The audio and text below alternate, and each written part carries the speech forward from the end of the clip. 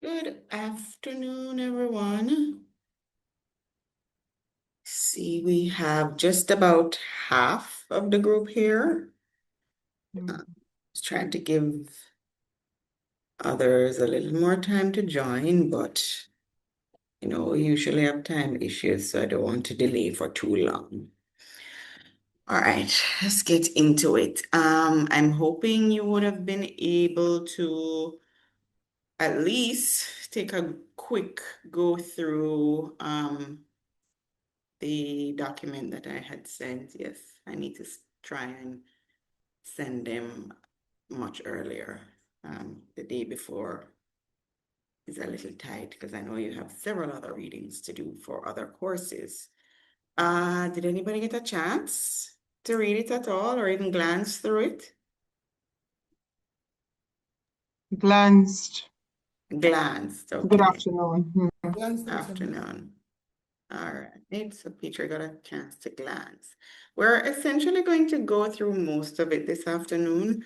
The reading is really just to prepare you and to familiarize you with the topic, so that we can have rich, fulsome discussions as we go through.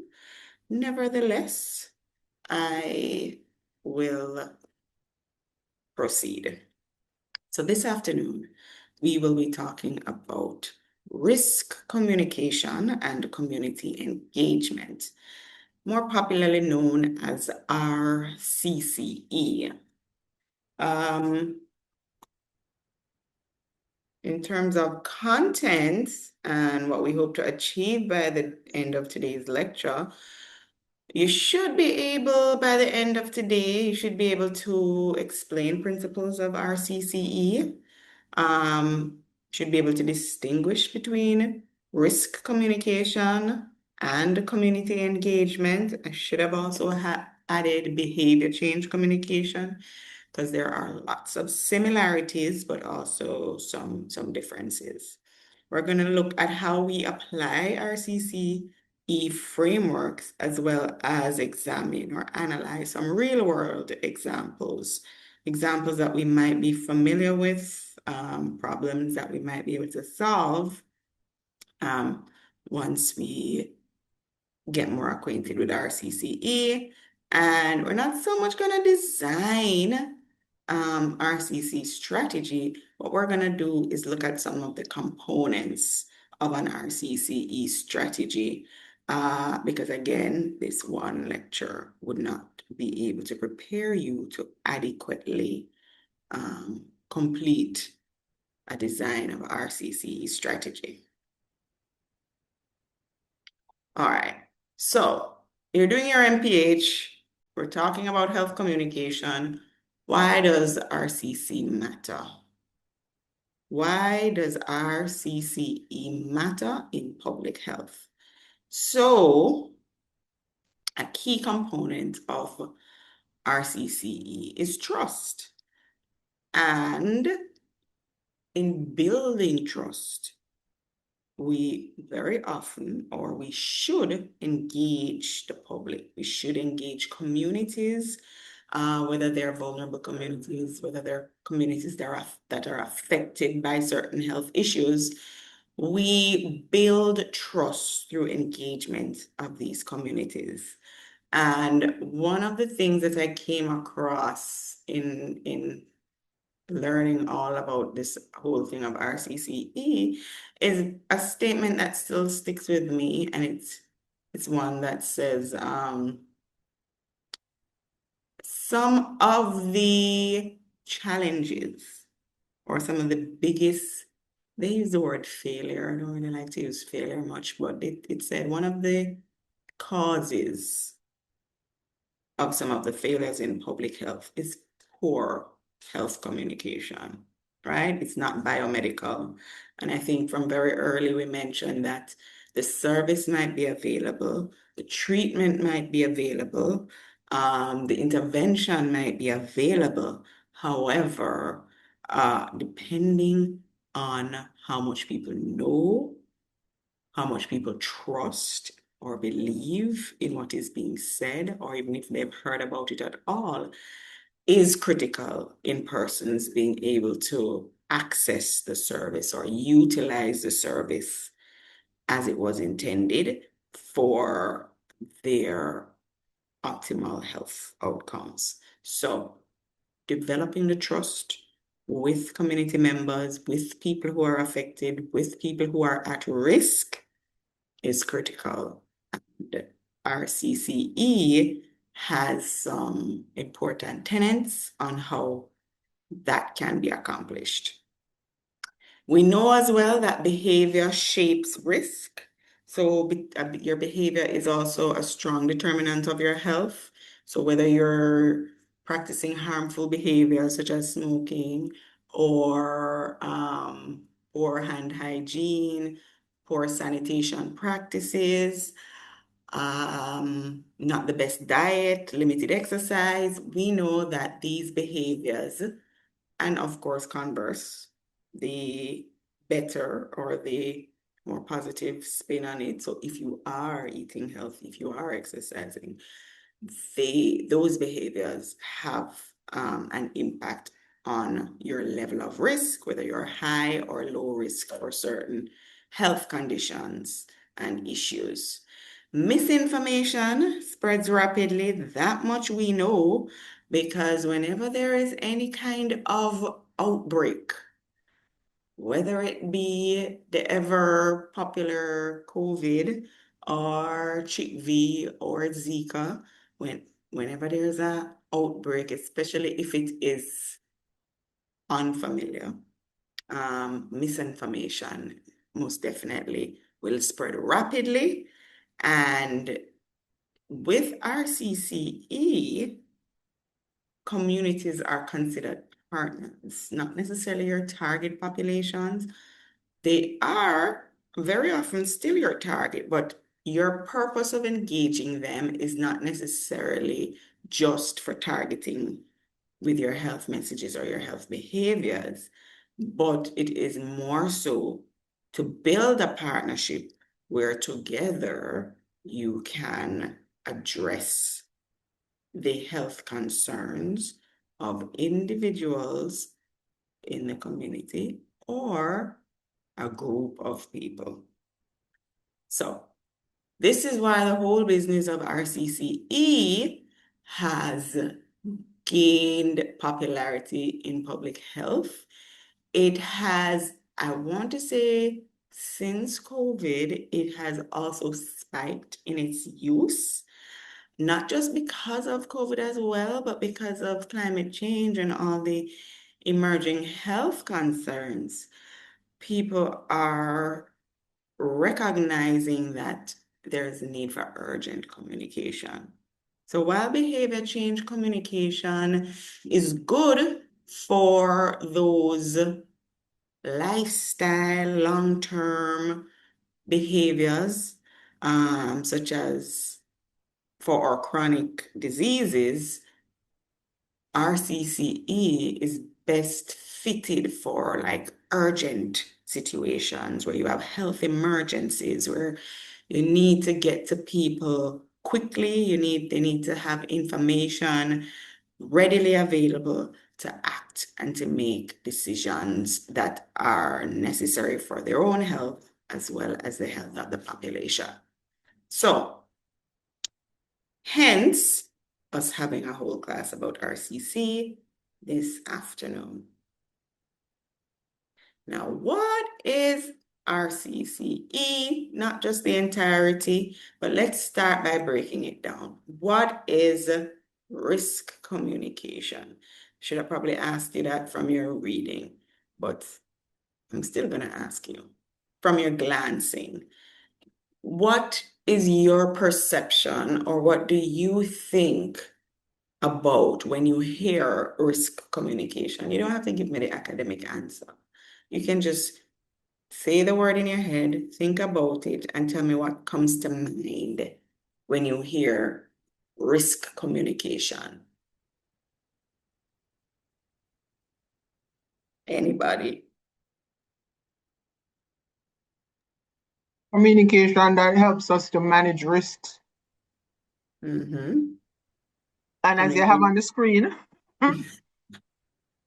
It's that real time. Aha. It's, yeah, yeah. All right, go ahead, Peter. Just read it for us. Right, right. So it says risk communication is a real time exchange of information, advice, and opinions between experts, officials, and people facing threats to their health, safety, and economic well being. It aims to enable informed decision making, encourage protective behaviors, and build trust to mitigate risks during crises. Thank And that's the you. WHO definition. Yes. So the WHO has an entire manual, um, was developed again around COVID time, but it is very relevant, and can be applied to different outbreak settings. The need to communicate during crisis, urgent situations, or emergencies. And so the real time should highlight those words, real-time exchange of information. So people need to hear this now because this is urgent. Our experts need to start talking. People want credible information. This is usually the time when rumors are spreading and misinformation and all of that is going around. And so if we don't act swiftly, then that leaves room for rumors to spread, misinformation to spread. Mrs. Scott Um, Thomas, yes, ma'am. I wanted to ask a question. Mm-hmm. Is there anything about this definition that jumps out at you?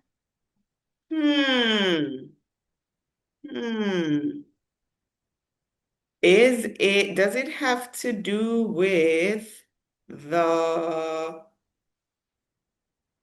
informed decision making? No. What jumps out at you? And funny enough, it wouldn't have jumped out at me. It's just because I looked at the other document. So the definition that is provided in the CDC document that you shared, it Mm-hmm. says risk communication provides the community with information about the specific type and magnitude of an outcome from an exposure or behavior. Mm-hmm. And then it goes on to kind of say, elaborate a little bit about, it being a discussion about negative outcomes and so on. But the variance between the two definitions, which I found eye-opening and which is, I think, bears punctuating. This idea that when we think about risk communication, sometimes we think about the experts telling the people in the field, even as we Mm-hmm. onboard issues around community engagement and so on, about the information, not recognizing that the communication, when it comes to risk communication, it's also about the nature of the communication among the experts themselves. Mm-hmm. I don't know if you see the distinction I'm making. So, if Yeah. in an international crisis, WHO, yes, we look to them as the authority to give us information to inform our behaviors and so on. But they have to themselves, they have to talk among themselves first, get on the same page, sing from the same hymn book before they Mm-hmm. then communicate that information to other Mm-hmm. stakeholders. And so I thought I kind of preferred the WHO definition of RISCOM versus Mm-hmm. the CDC, even though they're not too far apart. They're not. And until you really, because for me, the CDC one was kind of like getting in the grains and being very specific. And so this one does give you comprehensive without telling you about, okay, what it is that you need to say and the magnitude and all of these things. So those specifics are in the CDC. But this one says, between experts, like you say. And people, so one is saying talking to the people, and the other one is more like including the people. Is that your observation? Yes, but I thought Mhm. the reference to the experts was important because we need to recognize that communication also needs to take place among them so that Yeah, they can properly inform the other stakeholders. absolutely. Yeah, definitely. And sometimes we know that in itself is a challenge, Yes. especially across ministries, because a ministry like health or an entity or a body such as health definitely needs strong partnerships among other agencies and ministries. And then, so how do they communication? Sorry, I was reading the chat at the same time when I was talking. How do they communicate with each other and even come to consensus sometimes in order to get the information out to people in a timely manner can be a challenge. So Veronica is asking, does risk communication extend to work spaces generally? It does. Occupational health and safety is big. And that in itself is its own discipline where risk communication has a strong role to play. But today we're looking at in public health settings, not so much workplace settings, as a focus. So yes, it is very relevant to workplace settings, and there is an entire approach and discipline that tries to address health risks in workplaces, occupational health and safety regulations and different guidelines and bodies that are responsible for that. Okay, so continuing, some of the characteristics of risk communication, timely and transparent. So the timely part is critical. And this is where it may become an issue if it is that information is not forthcoming at this speed or based on the demands of the public. Then they start to say, is there something that they're hiding? So the trust gets put into question. The accuracy of the information gets put into question because they're like, okay, were they trying to formulate this in order to put out to the public?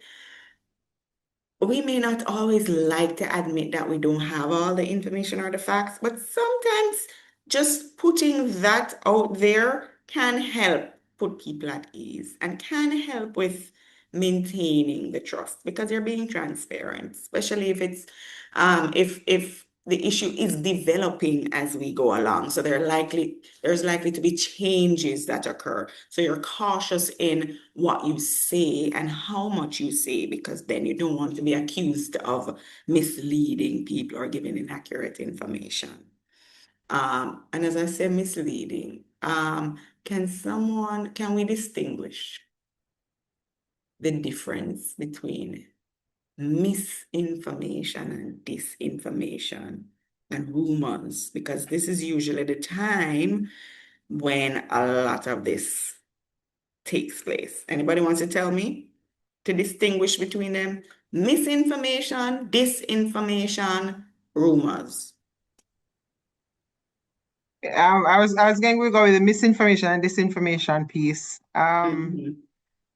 Misinformation is where you have um, incorrect information, as is disinformation. So that's where they're similar. There's some stuff in the space that's not correct or accurate. Mhm. The difference is that with misinformation, it is not the intention of the producer or medium for the person that's transmitting the information. Whereas with disinformation, it is usually a deliberate attempt to Mhm. mislead and to muddy the waters. Yes, And then absolutely. rumors now is just people chatting things, you know, Yeah. like So Chinese it could be true or telephone. false. You don't really Yes, know, but people are frantic. And yes. and usually if it sounds controversial enough, or if it sounds intriguing enough, or if it sounds sensational, then rumors will spread. So you're absolutely right. So misinformation is generally inaccurate information, but it may not have been intended. So the intention was not to mislead people, but the information that was not right. So it was misinformation. But disinformation is when there is a deliberate attempt to fool people, to provide inaccurate information for whatever motive it may be. And so both of these can become rumors.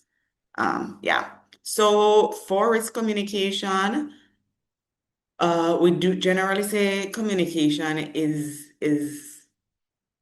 depend also includes feedback, but especially in the case of risk communication, we're not just giving out information, or we should not just be putting out. Yes, some information will just be put out, but you also want feedback. You want the input of the people who are affected. You want the public's opinions and voices. You want to know their feedback. You want to know how they feel, what precautions they're taking, what precautions they are not taking, what's feasible to them, and or why they're not accepting the advice and why they're not accepting the service. Why is the uptake of whatever it is low? So it's important to have that kind of dialogue with communities, with people, in order to ensure that your communication is effective. And of course, that will inevitably, it should provide a basis for people to make informed decisions and not just doing something because the authorities say it. If it's based on an informed decision, then it's more likely to be continued, and it's more likely to be done accurately or in the best prescribed way that they can do it. All right, so now, so we've defined risk communication, and I want somebody to define community engagement. Who's that gonna be? And then don't pressure Petrie. Somebody else.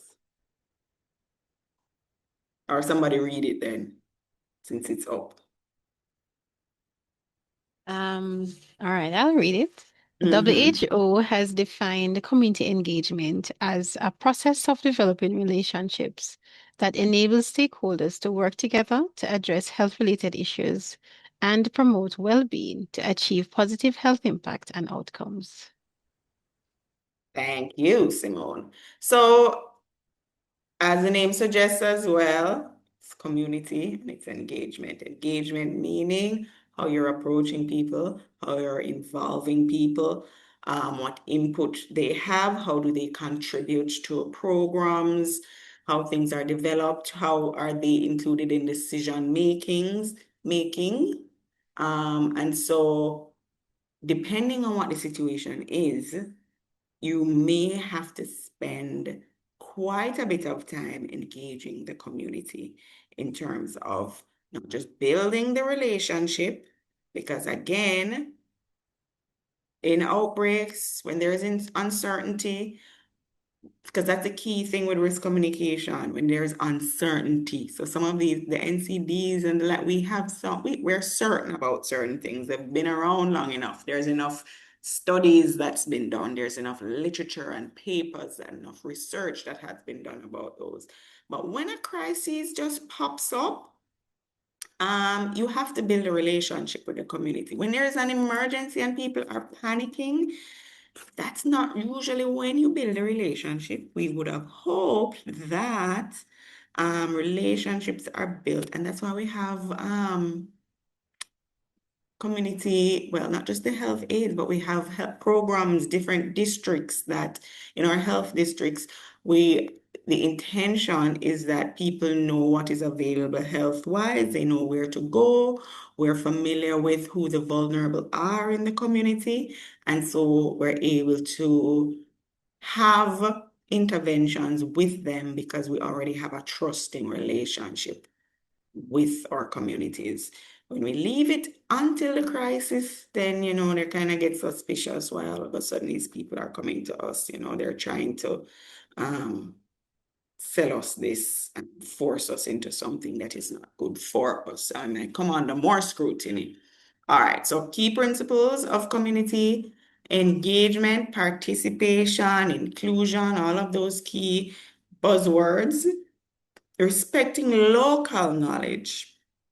So when we spoke first about RCCE, there was mention of the experts.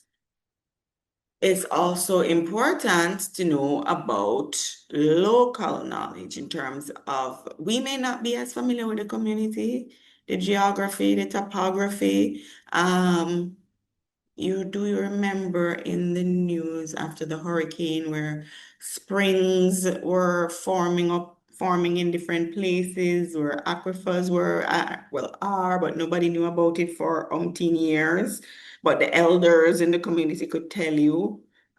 So even in settings like that, and how people build and plan, and even how we approach development in terms of urban planning and safe zones and not so safe. All of those factors are important. Respecting community knowledge also, or local knowledge, is in terms of the culture of the community. And would you be best served if you enter through or have dialogue with a gatekeeper first? Because maybe the culture of that community is where you are more likely to win trust if the message or the information or the intervention is done with the buy-in of the local leaders and the gatekeepers, the respected people, the elders, whoever it may be in those communities. Power sharing, so you don't seem heavy-handed, where you're demanding that people do certain things or operate in a certain way.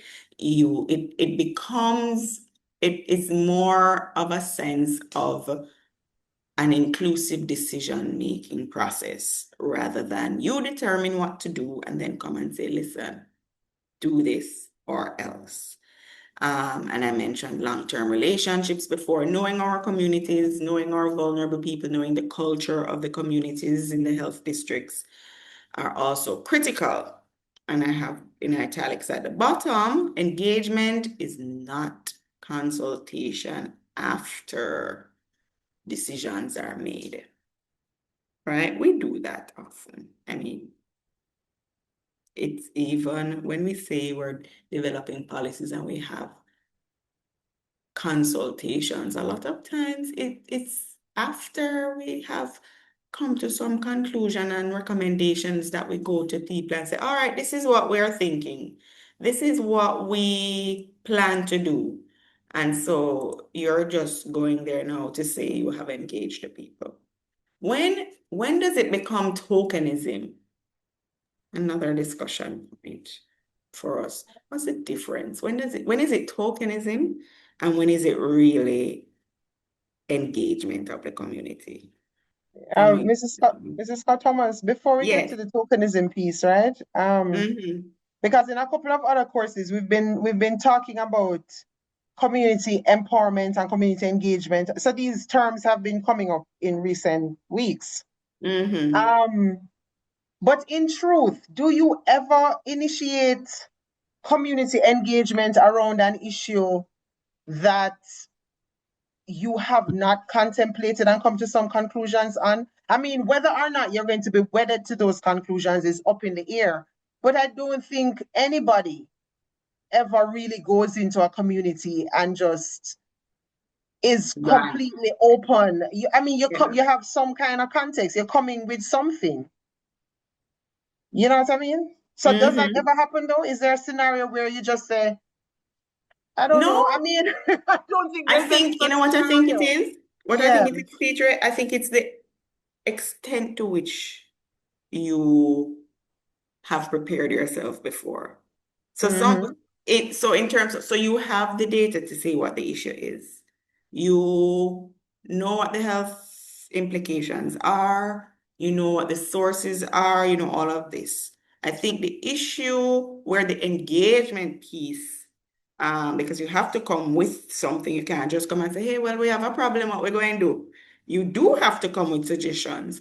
I think the issue is making the decision about what is best for them, and then packaging it to make it seem as if there is still room for them, for the community or the individuals to have a say in it. I think that for me, that's where the piece, the Mm-hmm. issue is, because we have to.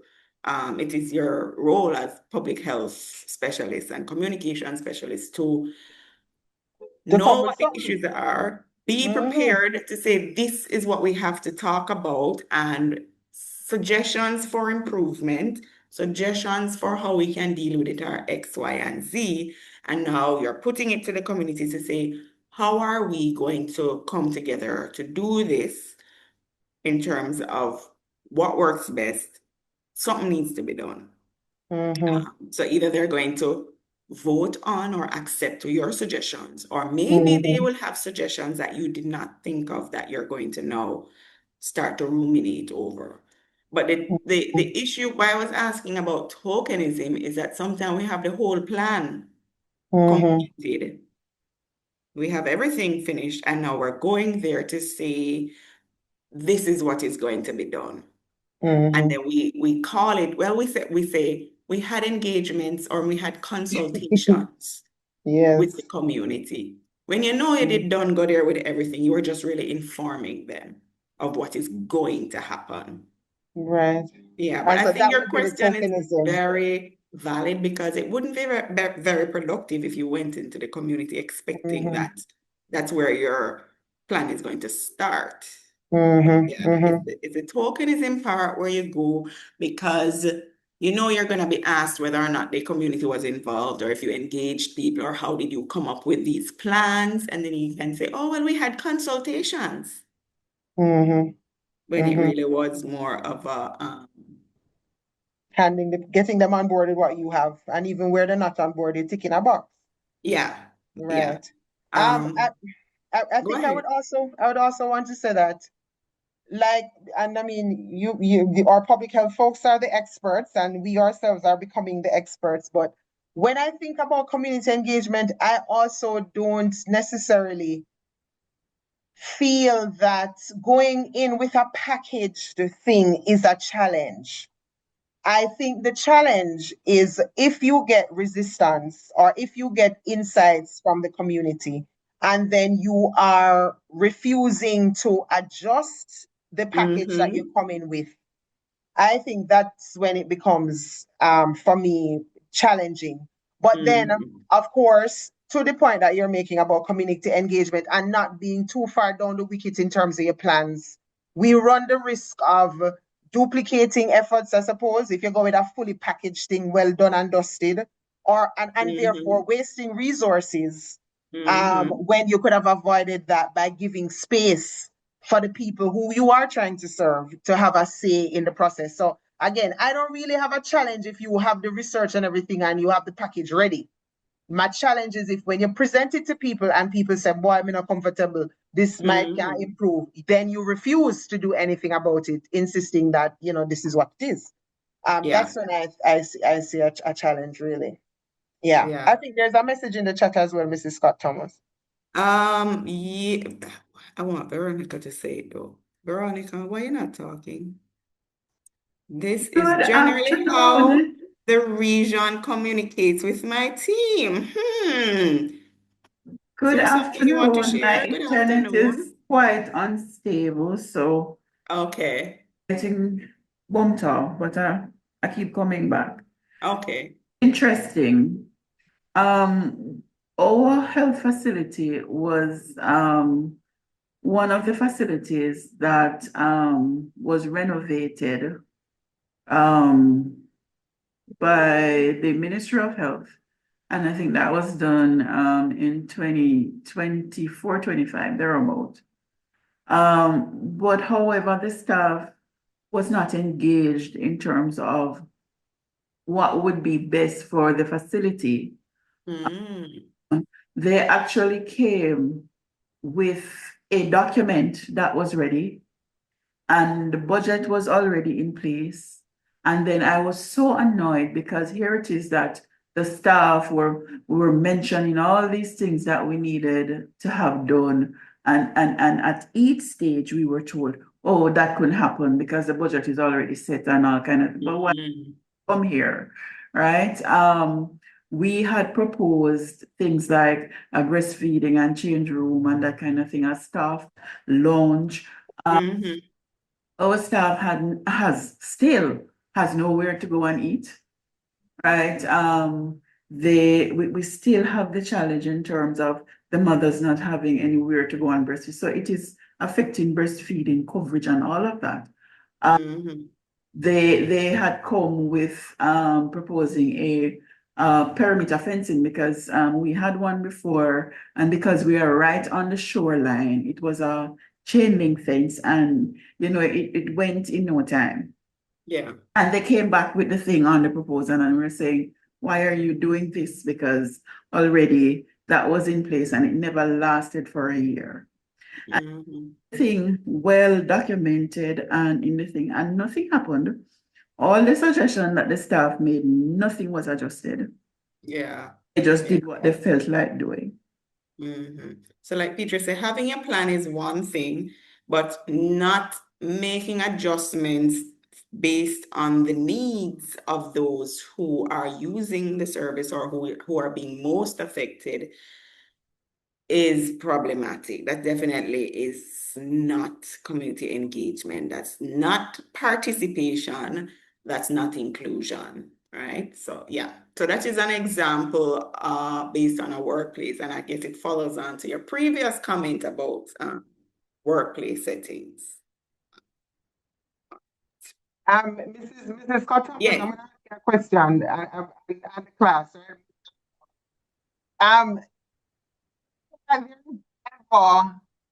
And so by the way, full disclosure, I'm all about inclusion and community participation and engagement. And one of the things that really irritate me is the tokenism. Like if you already make your decision, don't come to me about it. Like we're wasting time, right? But still, I'm gonna ask this question. Do you think there is ever a time when people are not fully conversant with what is good for them, and therefore you have to take some executive decisions and decide what is good for them? Or do we always have to take a participatory approach, particularly in even the context that we're talking about risk comes, whether we're talking about risk or crises or issues coming up, which is something the correct document talks about, right? Is there any occasion when you are allowed to make executive decisions because people just are not getting maybe the scale of the problem? They're not, We have. yeah. There are several examples. If you look in the Public Health Act, you will see where those decisions are made for you. Even when we had the Disaster Risk Management Act being enforced, certain things were being mandated. And so when you operate in emergencies, that approach is taken. Even before we get to emergencies, there's a reason why drunk driving under the influence, all of these things that road traffic acts. When you become a danger to yourself and to society, then I think those systems inevitably are necessary. I do think, though, that those are in unique situations. And it doesn't necessarily also mean that people should not be engaged. So, yes, it does sometimes require people to make that executive decision. I don't know if, because you did preface it by saying when people don't know what is good for them, I still do think people need the tools for informed decision making. You are not necessarily going to reach everybody, and everybody's not going to be able to decide what is good for them, because what is good for one person is not in the same opinion of another, which is where some of these decisions have to be made on other people's behalf. But if you notice that those are not common, right? So the preferred approach is for inclusion and for participation. However, when there is a situation where you become a danger to yourself as well as or a more immediate danger, let me put it that way, not a long term, because we're not putting any law to say that you mustn't eat certain foods right now, although we are attempting to reduce sugar in beverages. But it's more so when an immediate crisis situation occurs. So yeah, I agree with you. There are situations where it is warranted, and we do have examples based on the Public Health Act on situations or when that becomes necessary. Okay. All right. Question, So, Mrs. Scott? yes. All right. So, listening, and Mhm. what is are persons still given a choice though in the whole risk communication? So you give them the information. Are they allowed to make a choice in terms of what they will do? Because Yeah. I'm wondering if there Use the is. vaccine, for example. You still had a choice. So risk communication, remember we had urgent communication. It was a crisis, an outbreak. First, you were being told to stay inside. You may or may not have had a choice. However, once the vaccine became available, as hard as the government was pushing it, as hard as they came with communication and convincing, is still at a choice. And quite a large portion of the population has still not accepted the vaccine. So yeah, you do still have a choice in many of these instances. You do have a choice in terms of covering your drum with the netting, that's all. Yeah, yeah. Even though we know there's a dengue outbreak, Mhm. and you have a choice of whether or not you want to let the people come in your homes or in your yard. You can't Right. escape the fogging because it's in the air, but in terms of having people to come and assess whether or not you have breeding sites, you don't have to give them entry. Yeah. Does that answer? Yes, there's a bit more Okay. clarity now. Yes, thanks. Okay, good. Yeah. So you do still have choices in many of these scenarios, many of these situations. In some settings, though, you may not. And again, that is determined by the magnitude of the problem, and it's not usually a one person or a one ministry's decision. It has to go to the higher levels of the country's decision making, whether cabinet, parliament, whomever. There has to be an agreement. So it's still not just one group of people saying this is what we have to do. It goes through several rounds and different levels of authority and decision making. All right, so we defined risk communication. We also defined community engagement, and when put together, we have RCCE. So it combines both how we communicate and how we engage people. And as I said, it's not only about messaging, right? When we think health communication, we think about how we're going to design messages and campaigns and materials and all of these things. But it goes beyond messaging. It speaks more about being able to persuade people, to build the trust with people in order to impact or influence their behaviors. All right, so let's look at some of the characteristics of both. So for risk communication, we provide information and guidance. On the side of the community engagement, this is usually dialogue and partnership. I like the idea of town halls. Whether or not the right people are there is another thing. Not meaning the representatives, but community members. It's almost like PTA. Half of the parents don't really turn up PTA meetings. But it's more of dialogue. This is where people come and they're able to ask their questions. This is where they're able to air their concerns and get reassurance about whatever their doubts were.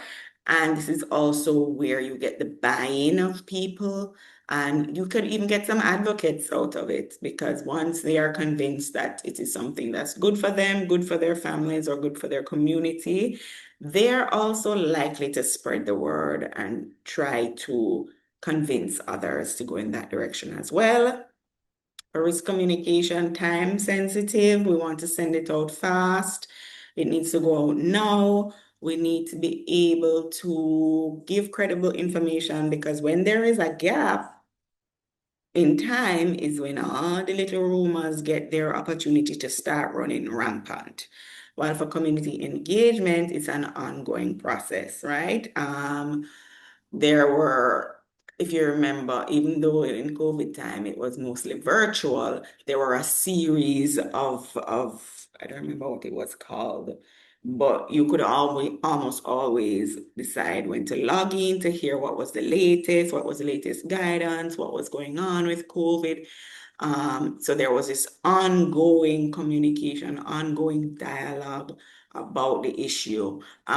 Even with our disaster, the hurricane, there were frequent updates whereby, how many roads have been fixed, whether roads that have been cleared, so that people could now go and visit and help relatives and friends, whether electricity was back, whether the phone connectivity, who needed water, what assistance, all of these things. So there were frequent updates.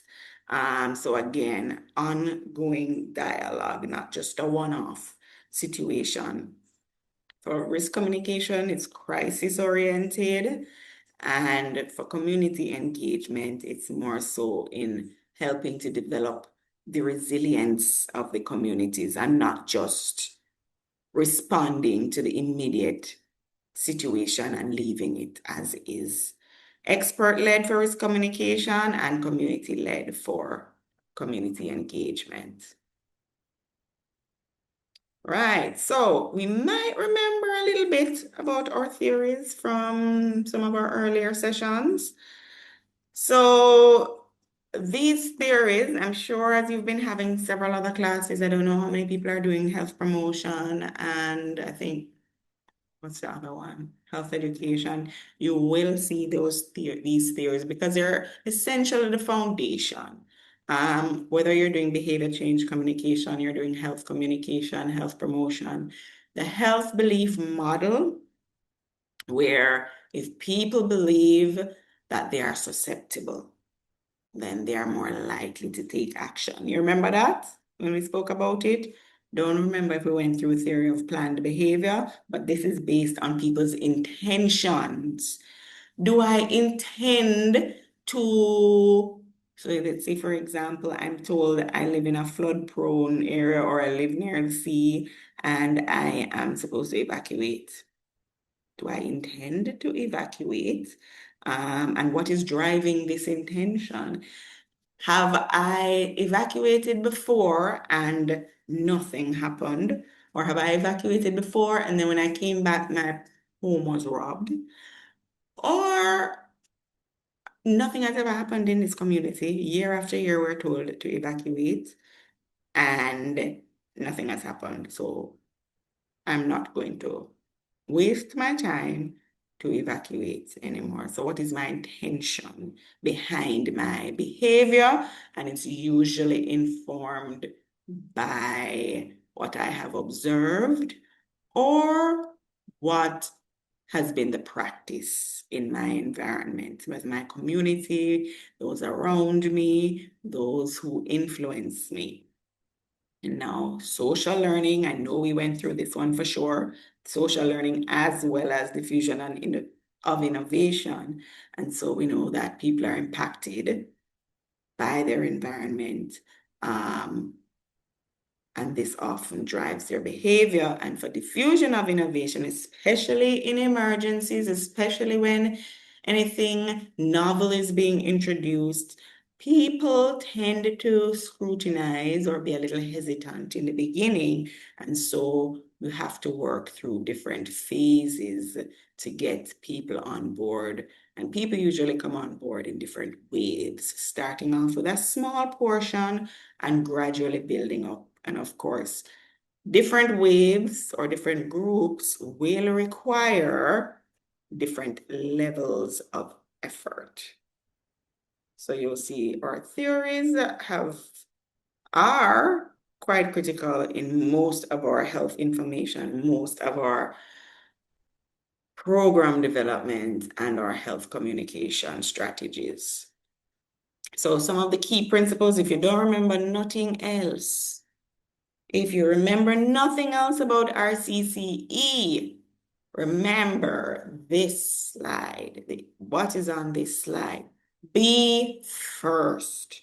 Even if you're not first, be in the top 5 or the top 10 with the news, with the information, with the current situation, with the advice, with the advisories.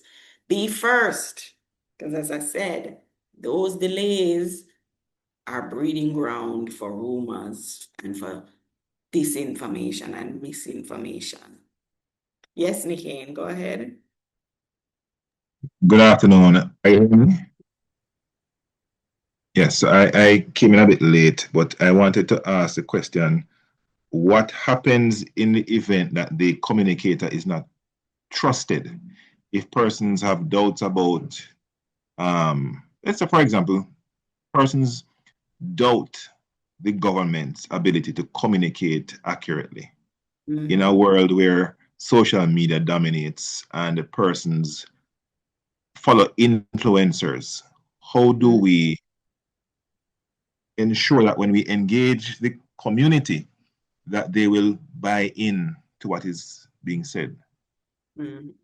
So that would have been why we would need to work on community engagement, not at the time of the crisis, but in the earlier parts of the discussion, we spoke about building trust, and that we don't start building that trust as the event arises or as a crisis unfolds or the emergency appears or becomes evident.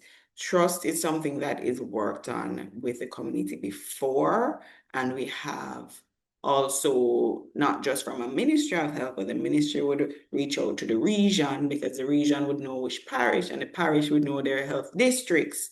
And so you have different layers and levels at which trust can be built. Let's say in a situation where it is a case where people generally maybe they've had a bad experience, and so the trust is eroded. It would be best to identify who is trusted among the group, who is influential in those communities or among a set or a group of people, and try to build a partnership with that individual or that group in order for them to be able to carry your message. So if you know that somebody or a certain office is not trusted or not liked by the group or by the community, it's not in your best interest to use that person or that agency to carry your message. But this is information you would need to know beforehand, which is why it's important to know your community, which is why it's important to engage the community on an ongoing basis and not just as the emergency arises. So be early in your information, be accurate as you can be. If you are doubtful, if it's a case like in COVID or any other issue that is likely to have, that is still evolving, be honest. Be honest and say, I am giving you the information I have now, and I am expecting that there will be more to come. There might be changes in the advice based on what we learn as the situation develops. So be as accurate as possible. Don't tell no lie, because you would just shoot yourself in the foot right there. Be as accurate as possible, because again, that is where your trust is going to be strengthened. That is where your credibility will come into question. So be accurate, be credible. So yes, like I say, admit what you don't know. So even if you're having a town hall or you're having a consultation or you're having an engagement and somebody asks a question, don't make up anything, right?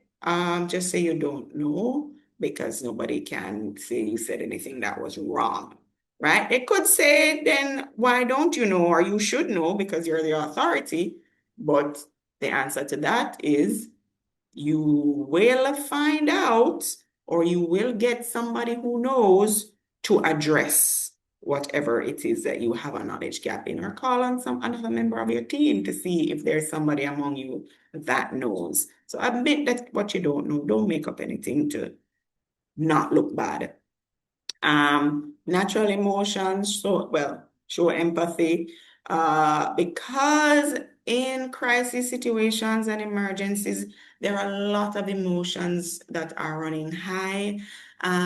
We tell people to evacuate, but we don't know what their experiences have been.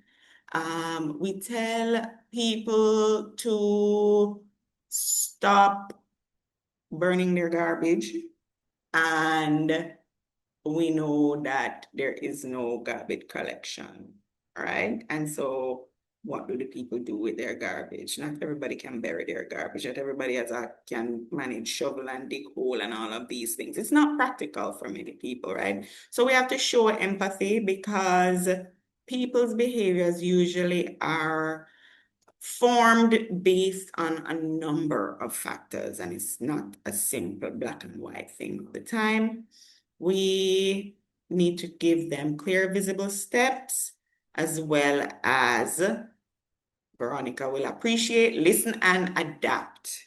So fine if you come with your plan, Petrie, because you've done your research, you've done your assessment, and you have a list. But I hope that those are suggestions that people are either going to accept or be given an opportunity to make their own additions to it. So we should be able to, or we should accept or consider. It might not all be practical. It may not all be realistic. Maybe Veronica wanted some things that they just can't afford because sometimes other things are priority. Whose priority? That's a whole different story. I can't help you with that. And so maybe if they only had $10 or X amount of budget, somebody said, well, this would benefit more people. Whatever it is always important to listen and give feedback. So even in the case where they needed breastfeeding support, whether it's with a space or whatever it is, there should be some feedback as to why it can't take place. There should be some feedback as to why they can't have a lunch area for staff or whatever it is. It shouldn't be just that they're cut off or left to believe that the decision is made. It's done. It's this or nothing. So just accept it. Okay, so this, you want, yes, Yeah. Petrie. Right. I was just gonna say that there is one other operating principle that the WHO has when it comes to risk communication. Mhm. And it is pertinent to everything that we've been talking about, including Nikine's question and all the other things we've been discussing. And the principle is that you're supposed to plan in Mhm. advance. Mhm. And so you're planning in advance would take on board all of those things around community engagement and the time and resourcing and all of that process usually takes. And then it means that when the crisis does happen, when the risk does rear its ugly head, you already have certain things in place. You have already conditioned communities and so on and so forth. And so it is much easier for you to engage in the response and management of the crisis when it happens. Yes. So that plan in advance piece is I think very important. Yes, which is why we have disaster plans. That's why we have drills for earthquakes. That's why we have different simulation exercises to deal with emergencies. So absolutely, we should plan ahead. For the things that we can forecast, and I dare say can we plan for the things we can't we don't really expect? What do you think, Petrie? I think we all right. I don't know. I was gonna say, like, for COVID we had the Spanish flu, right? How many years before? Right? 100 None years. of us lived through that. 100 years. But I do think that, in the current space in which we operate, we think about, like, the triple planetary crisis, for example, pollution and nature loss and climate change and so on. If we look around in our natural world, it gives us loads of context. And then we have an evolution in all kinds of monitoring and evaluation tools, and we have all kind of tech and all kind of things. If we are able to onboard those things, take stock of what's happening in our environment, social and natural, then yeah, it may not prevent us and prepare us for every little nitty-gritty thing, every little thing that's gonna crop up, but it certainly will give us far more resilience than we have seen up to now in some of our planning, Yeah. I think. Yeah. Yeah. And even if we think sometimes we learn from other experiences. So I think it was Nicole that was saying with Chick V, we were kind of taken off guard. But then by the time we started hearing of a threat for Zika, we were better able to plan. Thankfully, it didn't have a great impact on us here, but we were on much more higher alert. I don't know if it was because it was such a great threat to pregnant women and babies. So, once you touch that chord, you get a little bit more sense of urgency. But I do think that past experiences can also help us to plan and to anticipate what might happen for sure. So, and even when we think about it, you remember when there was Hurricane Beryl?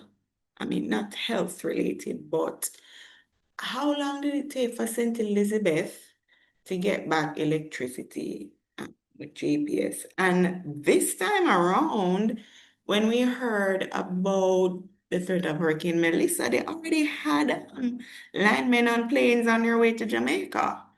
So I feel like, experiences, if we don't learn from experiences, oh, God help us. Because sometimes those are often the tools that we need to plan because we know what it's like and we can see the experience and what is needed. But regardless, planning is essential. So touching back on what Nikeen said in terms of trust, it is a factor, it is an issue because historically, we're not a trusting society generally, right? From you growing up, you don't eat at people's yard, you don't go over there, you don't talk to certain people. We're very suspicious. We're very careful in many instances, right? There are certain people who still hold on to what would have happened in the past, many years ago, how we were treated under colonialism. Yes, we still go that far. Rastafarian community are very strong on what their principles are because of the history of exploitation, of the history of being taken advantage of. Similarly to unethical research, where Black people would have been used in different experiments to conduct different research. And of course, politics. Is this real or is it just political football and people trying to gain popularity and gain points? Should I really pay this attention or is it just another political ploy? Yes, Nikki. Right. So you went pretty much to where I was going. We Mhm. came out of an election cycle in September, only to be hit by a major hurricane.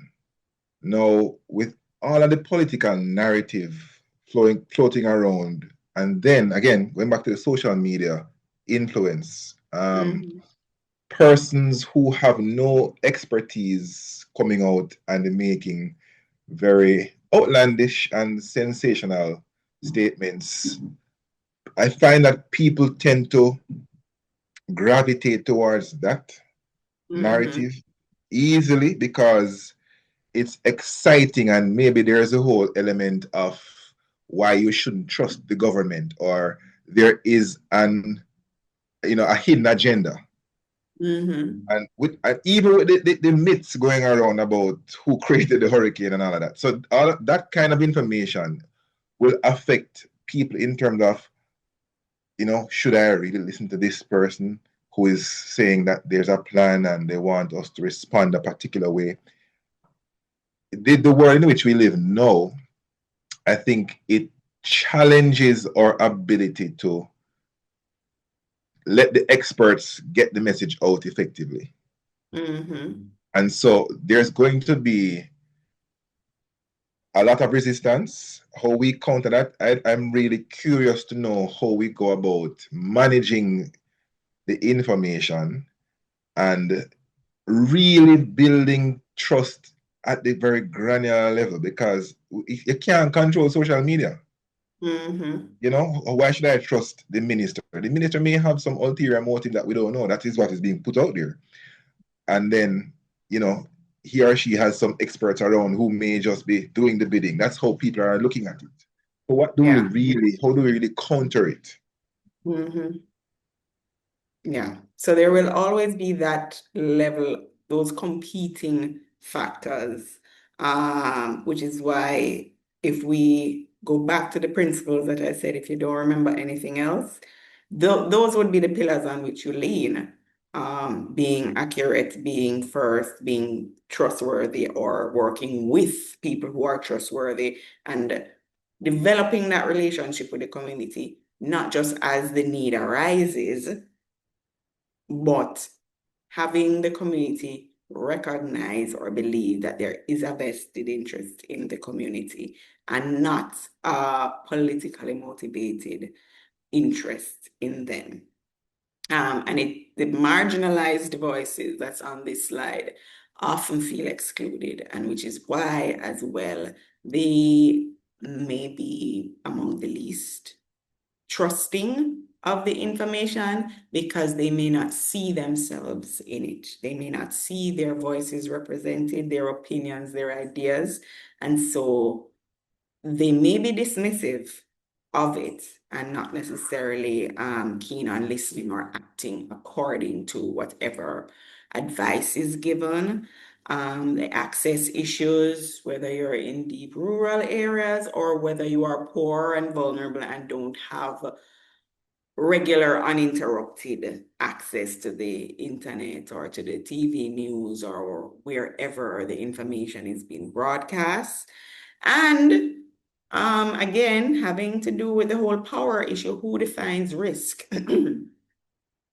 Who decides that we must lock down? Who decides, just like Peter said, when people no longer have a choice? When does it get bad enough or more serious enough? Who decides, and on what grounds do they decide? And am I included? Or is my opinion or my feelings or my livelihood considered when those decisions are being affected?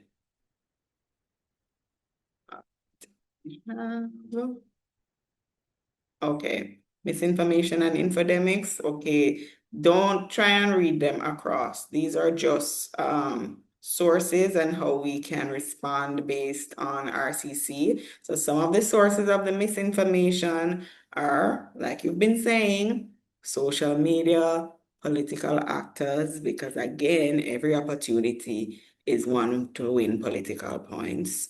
Cultural beliefs also determine our behaviors, whether they're healthy or healthful or helpful behaviors or not. Our cultural beliefs affect them, as well as previous system failures. So they have told me to do X, Y, and Z. They have told me to come to this location. Or why am I still having a dengue outbreak when every year we know we're going to have it? Why are we still having certain things happen when it should have been fixed before? Some of the RCC responses, not foolproof, not completely It won't solve all the problems, but these are some approaches that can be taken. Rumor tracking, for example, so that you can try and debunk some myths. Use community members that are trusted, that are respected, that are seen as leaders, whether opinion leaders or influential leaders in the community. Try and have them as your partners to carry your messages. And of course, respond in a timely manner so that you can have accurate and credible information available to people so that they will not necessarily feel like they have to rely on the fake news. So the phases, you mentioned it, Peter, preparedness, right? You should always have a plan, anticipate certain things, be prepared. And your focus there also includes building those relationships and ensuring that you can identify who your trustworthy messenger or source is. You respond in a timely manner as well as be accountable. So if things are not working as they should have, don't hide. One of the things I will say that I appreciate about the minister is whether it is good news or bad news, whether it is a difficult conversation, more often than not, he makes himself available to respond. As much as people shy away from going on beyond the headlines and talking to Dion, he's there even when there are situations that are risky. And I mean risky for him politically. And so that kind of accountability is important. Being able to engage with the media and answering the tough questions, giving feedback and progress reports about where we are. And of course, mitigation. So lessons learned from these emergencies. What are we going to do the next time around to either mitigate or reduce the impact of future emergencies? What time is it? Ooh. Some of the factors that we consider when we're designing our RCCE strategy, risk assessment, right? So how vulnerable are we to certain things?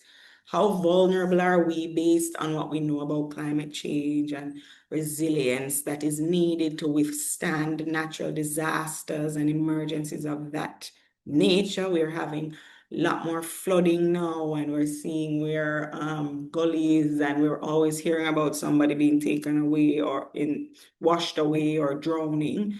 How do we assess risks related to certain actions or certain threats?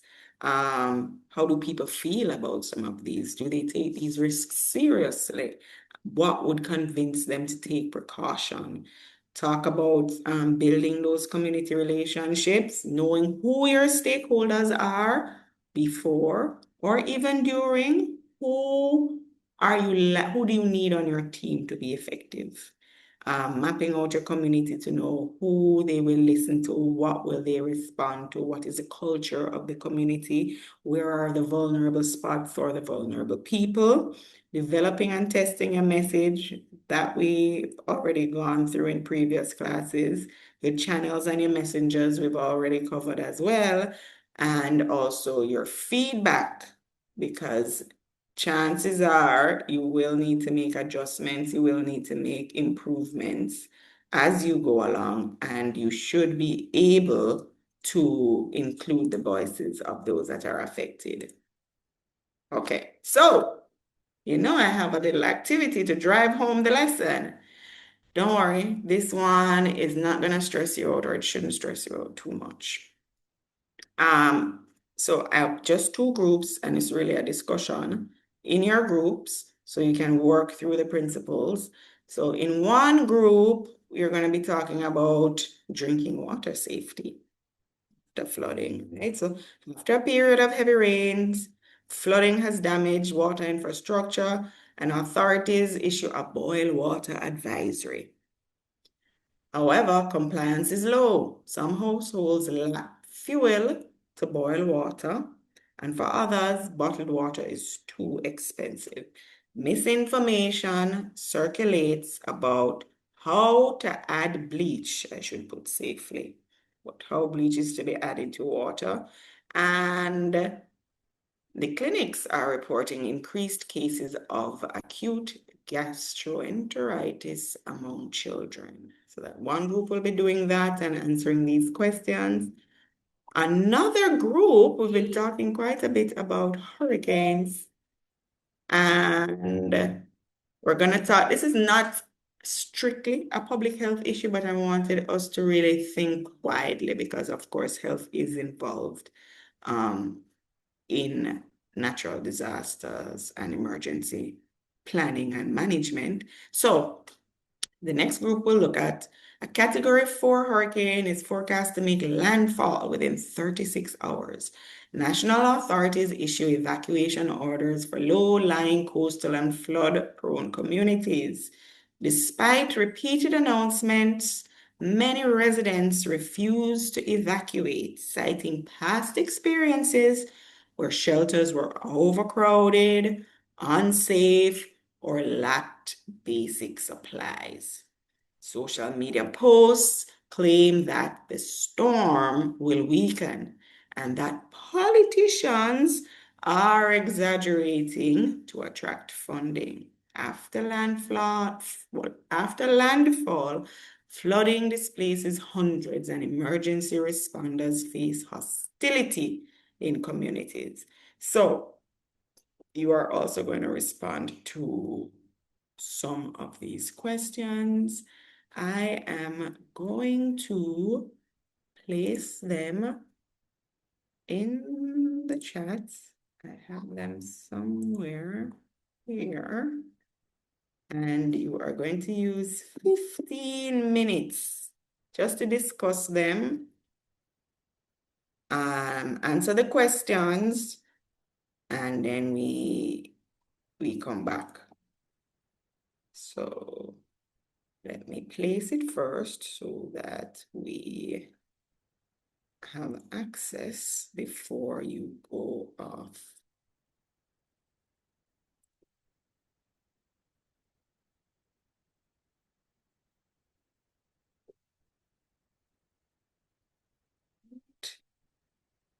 So I have placed those in the chat, so please download them before.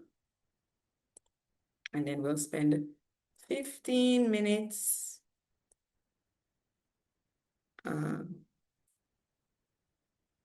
discuss it, and we will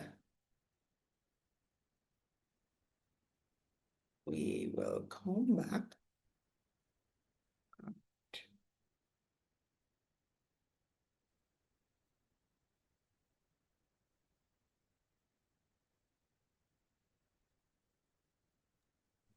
And we are back. So, how was that exercise? It was interesting. All right, let me hear some of your interesting feedback. You starting with group 2 then. Sure. All right. So we got the hurricane. Should I just like give a synopsis of the Yeah. Okay, no problem. All right. So our thing said that there is an impending hurricane, category 4 hurricane forecast to make landfall. Despite repeated announcements, many residents refuse to evacuate because they see that past experiences indicate that shelters were overcrowded, unsafe, and lacked basic supplies. Also, social media is a challenge because the posts claim that the storm will weaken and that the politicians are exaggerating. And then after landfall now, flooding displaces hundreds and emergency responders face hostility in some of the communities. All right, so our questions asked, what risk perceptions influenced evacuation decisions? And Peter and I were in the same group. So what we came up with is that past experiences with overcrowded, so these are the things that would have influenced evacuation decisions. Past experiences with overcrowded shelters, them being unsafe, lacking basic supplies, etc. Number 2 would have been social media, social media information that the storm will weaken, and also politician mistrust. So those were the risk perceptions influencing the evacuation decisions. All right. For number 2, it said, how would community engagement before the hurricane season have changed outcomes? We said that being consistent in terms of the information that we give them would help to change outcomes. Also, planning in advance. And Peachy would have spoken earlier about, putting plans in place before, so not waiting until the time of the storm to put your plans in place. Also engaging in trust building activities or trust building community engagement. That would have also helped. And finally, the action promotion of action. For example, um, showing persons the need to react to a hurricane warning, or emphasizing that in our community engagement, just reinforcing that persons need to react whenever there is a hurricane warning. That was for number 2. All right, for number 3 now, what messages should be prioritized when trust is low, but time is limited? So we said messaging armed or messaging empathetic messages. So messages with empathy would be good. That would be number 1, where we're saying safety is your priority. So even though you may not trust us, but we want what is best for you. Other messaging would also be messaging that communicates urgency. And finally, empowerment messages. And we would have discussed messages like saying that, you can do this. This is in your hands. You are able to preserve your life. Just messages that would encourage and empower persons to make the correct decisions. All right. So that was what we came up with. Peachy, you want to add anything? Did I miss out anything? No, I think you got it, girl. Okay, thanks. All All right. right, yeah, I do think you covered all the bases. So you mentioned that they would have had, so their risk perception is based on what they have experienced before. So they had negative experiences before.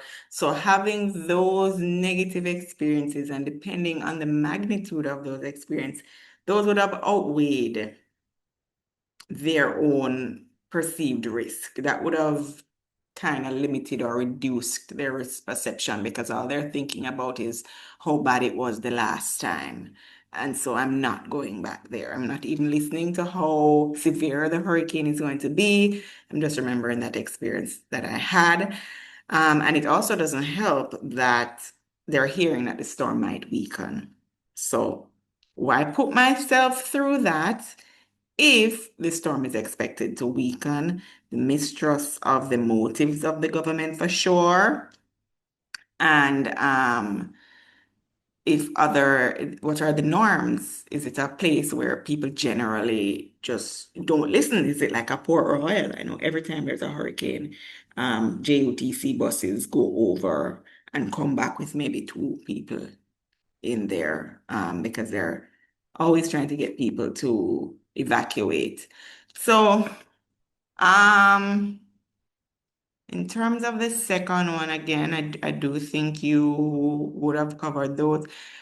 Do you think there is a place for the residents or for the communities to participate in the shelter planning, in like what should the shelters have and how it can be improved based on their last. So instead of it just being a complaint session, remember now we're trying to think about pre-season next time around. How can the community play a role in the shelter Sorry. situation? Yeah, and this is why we came up with that planning in advance piece, Mrs. Scott Thomas, because we did talk about like with the communication process, a big part of that being the evaluation piece, looking back at what worked, what didn't work. So based on the last hurricane event, when we're forward planning now for the next thing, we would engage the community and say, okay, what was your experience like inside of the shelters, and how can we address those things? And based on that communication, that planning activity, that communication activity, that engagement activity, It means then when you fast forward to the current event, it would help to counter at least one element of that risk perception that they had concerns about read the shelters, for example. Yeah. Right. Yeah, definitely. So that they can feel that their concerns are being taken serious, that you're not just sweeping Yeah. their issues under the rug, because that Right. definitely is not going to give them a confident or a good feeling in ever going back to a shelter. Yeah. In terms of that low trust environment, the empathy, did you mention it? Or is it my mind? I We think you did. did No, we mention did talk about empathy. empathy. Yeah, the empathy is important because remember now, any of us can be misplaced in life is one thing I noticed with the last hurricane. I also was looking at my own risk. Any of us could have lost our roof. Any of us could have been in situations where we would need to seek shelter, whether we have family, friends, or whomever. And so empathy is important as well as acknowledging the gaps. So yes, we failed the last time, or yes, we didn't meet or live up to the expectations. And we aim to improve based on your input, give them that comforting, reassuring narrative in that speech because the trust is low. So you can't deny what you know is true, that the system before was not adequate and would have not been useful or not encouraged people to ever want to go back. And you can also use your intermediaries, your community leaders, try and convince them, have them involved in the shelter planning, and then being able to carry back the message to the community now. So whether it's the community leaders, the church leaders, especially our most vulnerable, might be listening to them. So the elderly among the population who won't be able to run out of them house fast when the crisis occurs, the church leaders could influence their decisions in evacuating. Yeah, so I think you did cover all bases as usual. Thank you very much. Let me move quickly to the next group.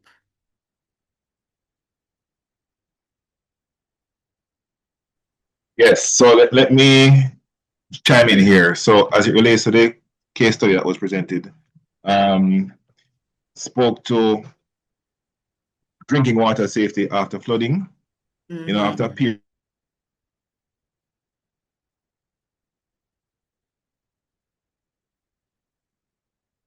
Nikki, I think we lost you. Audio. Of heavy rains, flooding has damaged water infrastructure. However, compliance is low. Some households lack. Are you hearing me now?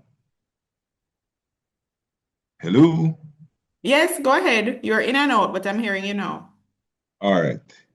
Right. So it's speaking about drinking water safety after flooding. And I think I got to the point of speaking to the compliance, low compliance. Some households lack fuel to boil water. For others, bottled water is too expensive and misinformation circulates about how to add bleach.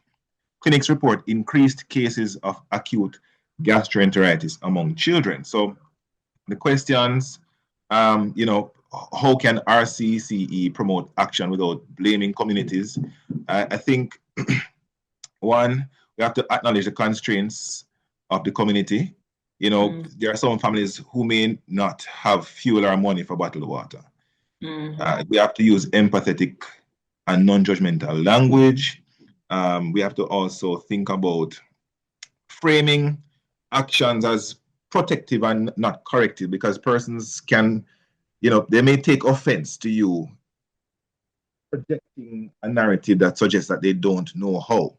But if you take the point that you want to assist them with, a protective approach, then, especially for their children and the vulnerable in the community, then they would want to participate with what you're putting forward. Also offer realistic options to them. What methods can they implement or employ to, achieve the outcome that they want. Highlighting shared responsibility, because we have to help the community members to appreciate that we are partners in the process, right? And the role of the government has to be clear. Other partners as well, perhaps we would want to look at NGOs, and we don't want to let them feel as though, again, we're imposing. So it's a shared responsibility. To the point of what role do clarity and specificity play in water advisories? And we have to consider, again, in some instances, the profile of some communities. So we are mindful that low compliance is often due to confusing or vague instructions. And effective advisories, they have to be clear and specific. You don't want to be too comprehensive in your wording, so you want to use simple words, simple language, short sentences, and to be very specific, you want to let them know the exact steps and not too general in your advice. And simple language like just disinfect water with bleach. That may be a simple way to put it forward, and just give the instructions as to how they need to go about doing that. And we want to ensure that we're reducing the dangerous misinformation. So we're challenging myths as we go along, and to prevent under or overdosing in some instances, if you're using bleach, the specifics in the information that you're giving them, just so you build trust as well. And again, from the standpoint of being first, if you engage early as the expert, then the community buying, using the appropriate strategies, you can get them to buy in and want to participate. And then to the third question, how could community engagement improve uptake of safe water practices? This again talks about collective action. So we want to get the community to be a part of the process, use trusted local messengers in some cases. We know communities have gatekeepers, they have influencers, looking at the different stakeholders in the community, be it individuals who are from the health services. It could mention maybe community health aides who know the community, they know persons, the church leaders, teachers, the shopkeeper, where everybody tends to hang out in a community, and demonstrate safe practices publicly. And I think that would really speak to how we get everybody to be a part of the process. And it's, again, the whole idea is sharing. So creating feedback. Ask households what is difficult for them, and then you look at the situation that they're in, and you get them to adapt to guidance. You will have to adapt to your method to their situation. So you're giving them the information. You're packaging it in a way that is palatable to them. Establish shared solutions might be another approach, just to ensure that the community members are even helping each other. You can have a central point where certain activities are done to get them to practice methods of ensuring that they have good water. Maybe you want to do like a boiling station, the sharing the fuel. You can look at group water treatment points. That's one thing that I've seen communities look at, a central area where they get water from. How can we, manage this space in a creative way so that everybody is practicing what is required, and involve parents and caregivers in the process, because we have to be mindful that the children need to be educated, and that they need to be practicing, as opposed to just saying, here's a message, but they're also involved in what's happening, especially since they are a part of the vulnerable members of the community. So we want to get them involved. And I think that really speaks to how we can get everybody participating and maintaining. You want to sustain that approach in the overall thrust. Yeah. I think you've covered it. In the interest of time, I'm gonna try and run through. You talk. It's important recognizing the constraints that the community has, the economic constraints, the economic challenges, with some of the recommendations that are being made. So boiling it all the time. It could be a case where they're provided with bleach through the health department. It could be, but in that case, as you rightfully said, there needs to be demonstration in terms of this is now where the community can be, how you clarify what they can do and be more specific with the information. So instead of just saying, you can use bleach to kill pathogens in the water. You're clearly not going to say pathogens, but you're going to tell them how much is enough or how much is the right enough amount, not just tell them, but in some cases, train the gatekeepers and the influencers and different community members to demonstrate how this can be done. So it can be done safely and also that it is acceptable, because one of the issues is whether or not they believed that this was useful or that it would have been effective. So yeah, I do think you covered them. So I am pleased we are all very clear on RCCE and how it is used and how we can incorporate it in our health messaging as well as our interventions. I'm just gonna share my closing slide that just has the takeaway messages for you to ponder. So RCCE, not an add-on, it is an important piece of public health practice that is even more essential during times of crisis and health emergencies. We need to work on the trust before. Don't wait until the problem arises. We need to build those relationships and those partnerships before the emergencies, because many of them can be predicted. We know every year we have a hurricane season. We know every year we're going to have a dengue outbreak. We know some things that are likely to occur, and we can also prepare for those that may or may not happen. So like anything climate related, any kind of shocks that are a result of climate change, we can still have some plans to deal with emergencies in those settings. The importance of the communities and community experts and their involvement and their input in making plans for their own health and their own safety. And when it's done right, we will save some lives. That ends today's session. Thank you as usual for your rich participation. Oh, my camera was not on. Not that you need to see me anymore. Have a wonderful weekend, and we will meet again soon.